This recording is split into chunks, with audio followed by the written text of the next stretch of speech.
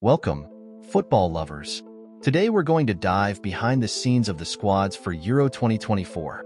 We're going to reveal the important players who, surprisingly, were left out. Why is Courtois, one of the best goalkeepers in the world, not on the list? What happened to Olise, Pedro Gonçalves, and Sven Botman? And what are the controversies behind these decisions? Get ready to discover the most intriguing details and the most controversial decisions made by the coaches. Don't forget to subscribe to the channel, turn on notifications, and leave a like to stay up to date with all the Euro Cup analysis. Here we go. To open the list, we have a big name. One of the biggest we will see here today, Courtois. Certainly, before the injury, he was considered by many to be the best goalkeeper in the world. Even though he was replaced at a good level by Lunin at Real Madrid, respect for the Belgian goalkeeper seems not to have fallen, so much so that he played in the Champions League final even though he was out for a long time due to injury. But when Belgium's squad for the Euros came out, the goalkeepers were these three, and Courtois simply wasn't there. Many people didn't understand, imagining it was due to the injury, but there is something more to this story. The official information is that he is not going due to injury. Even Courtois himself said that was it. But the truth is that Courtois and coach Domenico Tedesco don't like each other, or at least they don't have such a friendly relationship. In a Euro qualifying match in June last year, the 1-1 against Austria, Courtois played normally, but later left the squad. According to coach Tedesco, he did this because he was upset about not being chosen as team captain. After Hazard, who was the captain of the Belgian national team, retired, De Bruyne was chosen to be the captain. In that game against Austria, De Bruyne did not play and the armband went to Lukaku, which, according to the coach's report, upset Courtois, who believed he should be chosen as captain. Courtois made statements saying that this was a lie and that he had never experienced this of having to publicly deny a coach, stating that he had left the team due to an injury problem and that the trainers could confirm this. We cannot know the truth about this story. It could be a little bit of each version. I don't know. But what you can know is that this affected their relationship and, without a doubt, this was the main reason why he wasn't called up, and why he himself wasn't so keen on playing in the Euros. In any case, it is a loss for both the Belgian team and the competition as a whole. Before continuing with the top, I would like to say that the names brought here are not players who will be missing from the team due to injury, but rather players who were left out due to the coach's choices. So, it's clear that names like Lucas Hernandez, Gavi, and Alaba are very relevant and will be missed in the competition, but they were unlucky to get injured. Here we will only deal with those forgotten and despised by their countries.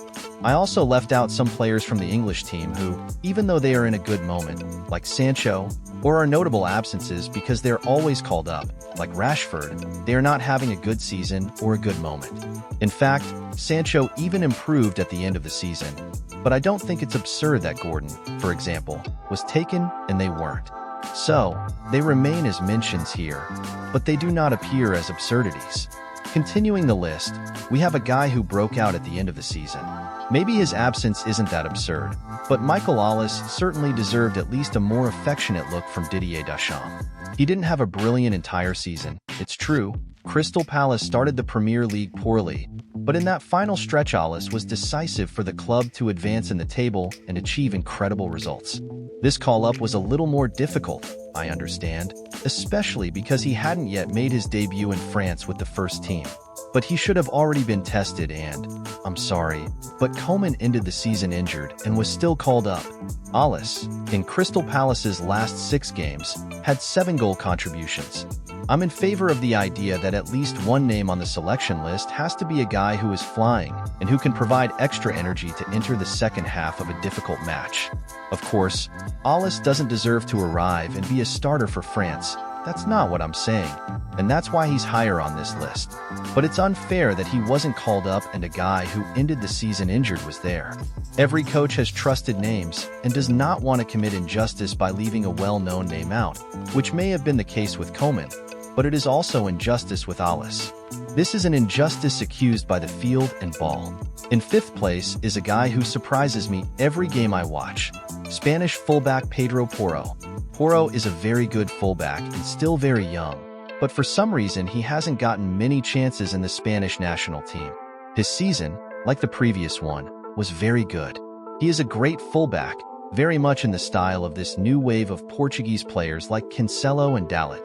He supports the attack very well, has a good shot from outside the box, good crossing, and knows how to participate in the team's construction, whether from the wing or through the middle. Just like Olise, I'm not saying he deserves to be Spain's starter, especially because he has a Carvajal guy there. But he deserved to have gone in Navas' place, especially because his style of play is very different from the two called Carvajal and Navas, and he would certainly add a lot to Spain's tactical variations. In fourth position, we have Pedro Gonçalves, affectionately nicknamed by the Portuguese as Pote. It's also an absence that doesn't give much to explain, largely because of his good season for Sporting, and also because he was clearly the best this season and is in better shape than other names, like Diogo Jota, for example. Jota is more versatile than Pote, but you can't take a guy who's suffered so much from injuries and is clearly out of rhythm, who ended the season injured and wasn't doing well before that, as is the case with Jota. I think Pote deserved to be in the squad. He brings a grace that can be lacking in certain situations, and is also a great name for exploiting acute plays from the wing and positioning himself at the edge of the area for a shot. Ultimately, Pote is a player that will be missed by Portugal. Continuing in Spain, third place goes to an old merengue acquaintance who I also see no reason for not being called up, Marco Asensio. He didn't have a brilliant season and was on the bench at PSG for a long time, but he improved a lot in the final stretch and was having good performances and participating a lot in games. I put him on this list for the reasons I mentioned before to Olise. He finished the season performing well and is certainly ahead of several others who were called up to Spain, such as Alex Baena and Fermin Lopez. Fermin Lopez, a Barcelona reserve who didn't do much this season, was called up, and Asensio, who has interesting characteristics and I think is the best player Spain has if they need shots from outside the box, wasn't. I really can't understand this choice. Let's continue with the Dutch team and the second biggest absurdity of these Euro squads, Zirkzee. If you followed Bologna's season, there's no need to talk here about why it's absurd that this guy wasn't even tested this year in the Netherlands. But if you're not so up to date, to summarize, Bologna had an incredible season in Italy, with little investment and with surprising work from Thiago Motta, who became famous for his 2-7-2 formation. You may have already heard about it, because it has become a rage on YouTube football channels. Zirkzee is the fundamental piece of his scheme, that's all. A pillar of Bologna, who had an incredible season and qualified for the Champions League. He was injured at the end of the season, but would be available. That's not the reason for his absence, and it's absurd that he's not there. Finally, the biggest absurdity of all is the most popular defender of last season. He is the face of this Newcastle project, a very important name for qualifying for the Champions League. He was even more important than Bruno Guimaraes, who deserves a lot of credit, but Sven Botman's regularity is something that has to be taken into account. The Netherlands have good defenders, and, to be honest, it is not easy to fit into the starting lineup or even on the bench, but Botman ended the season as one of the main defenders in Europe. Even if there are better defenders in Holland, he should be there. In his place, Lutgerald Geertruida, from Feyenoord, was called up, which isn't a bad name, but he certainly didn't have as good a season as Botman. Anyway, let's wait for the Euro Cup matches and see if these names will really be missed. Subscribe to the channel so you don't miss the videos we'll make during the Euro, turn on notifications, and leave a like. See you in the next video. See you later.